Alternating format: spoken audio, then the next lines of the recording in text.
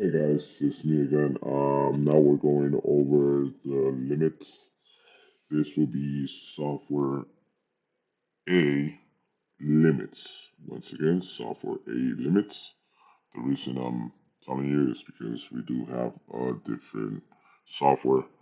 You can look it up. It's gonna be software B, and then if you put limits, you're gonna be able to see the other limits that we have on the other software.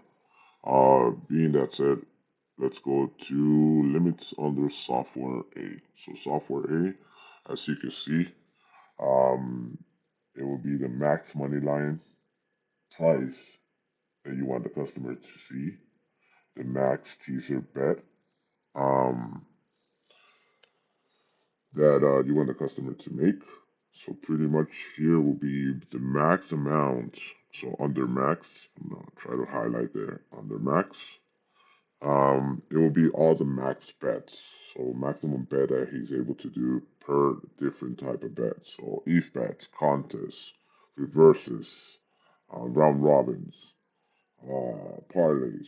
So that's the maximum bet he's going to be able to do. We also have something called the global bet. That's if you want to add all of those up and you don't want the customer to bet more than the global amount, we could go ahead and do that, but that's handled by customer service. So here on the wager limit, that will be the maximum bet that the customer is going to be able to do. So if you're setting up the player for the first time, pretty much all you have to do is log in, set up the password, and then click on the wager limit and select, let's say 200, or if you want, you could go ahead and put 500. That will be the maximum bet, and then credit. Okay, it's 100,000. This is a demo account. So it's $100,000 for the credit. Remember, this is a credit account. So if you put this like this, a zero, then it becomes a post up.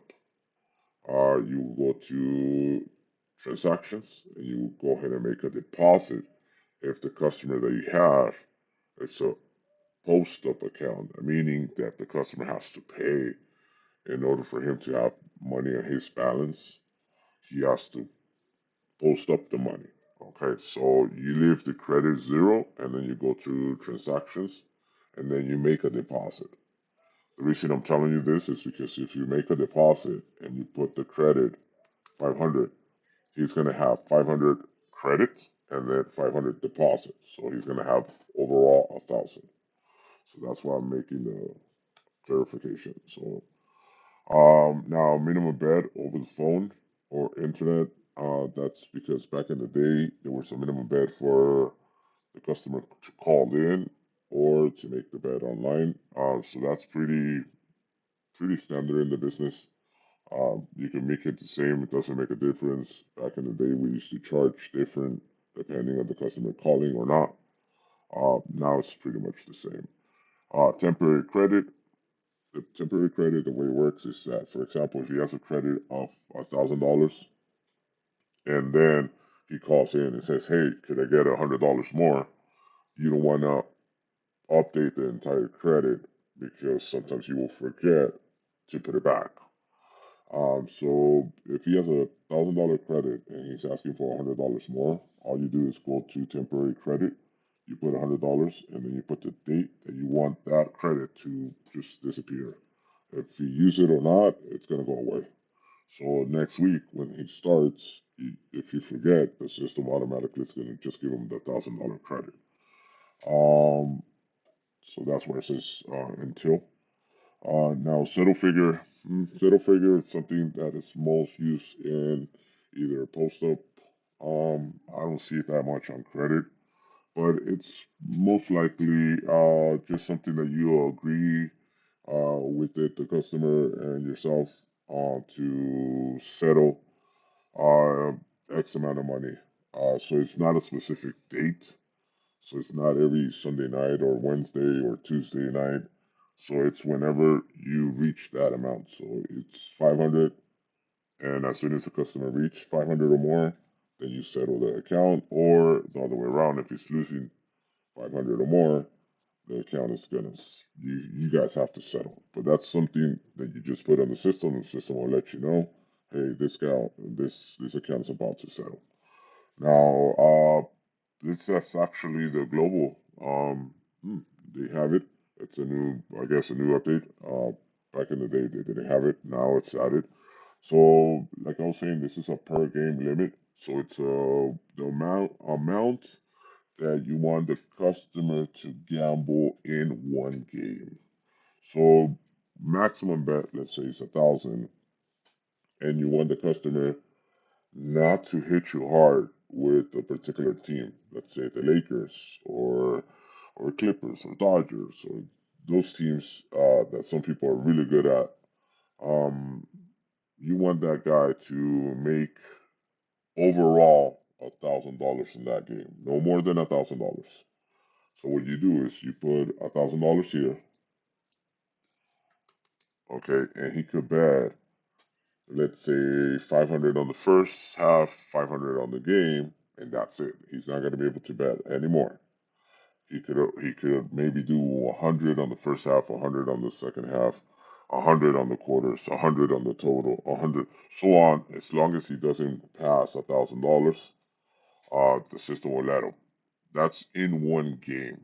So you're able to control how much money he's going to be able to wager on one particular team or one particular match. Okay, because some of the guys are really good, they will bet you, let's say, $1,000 in the game, $1,000 in the first half, and then $1,000 on some of the quarters. So you're getting at that game $3,000 risk. If he's really good at it and choosing that team every time and he wins, he's gonna get you on that. So that's the reason that we have that option. You could go ahead and just put per game limit, and you can select if it's straight, parlays, teaser, C bets. So you could even go further and select one of those options to avoid the customer hitting you in one particular game. Now, restrictions, early game limits, and how many hours do you want. That really depends on the customers or on yourself as an agent. What do you want the players to gamble? Let's say during the night or mm, right before the game. So I guess that some of the agents like to be on top of them, and they don't want just random people to go in and gamble whatever amount their limits without you being on top of the line. So what you do is you just put early limits and you put the X amount, and players will be able to do. Let's say if his max bet is $1,000, and you put early limits 100, nobody's going to be able to bet more than 100 until that particular time frame that you select um, opens. So 2 hours before the game, 3 hours before the game, 24 hours before the game, then everybody's going to be able to make their maximum bet. Before that, it's going to be a minimum bet or early bet. I've seen agents use it, not on every one. Some of the really smart guys that will do that just to be really, really sure that the line is correct. And you want to move it up or down. Remember, agents can go ahead and move their lines too. So pretty much that's it. Same thing for max contest price. What's the maximum contest price that you want to see for that guy? Max contest payout. How much is the maximum you're able to pay out on a contest? And parlay max um, payouts. So you could also go for here where it says parlay rules. See right here, parlay key. That's that would be a Vegas rule. That, for example, if you multiply three times the spread and it goes over the total, the customer will not be able to bet the spread and the total. That's what we call related.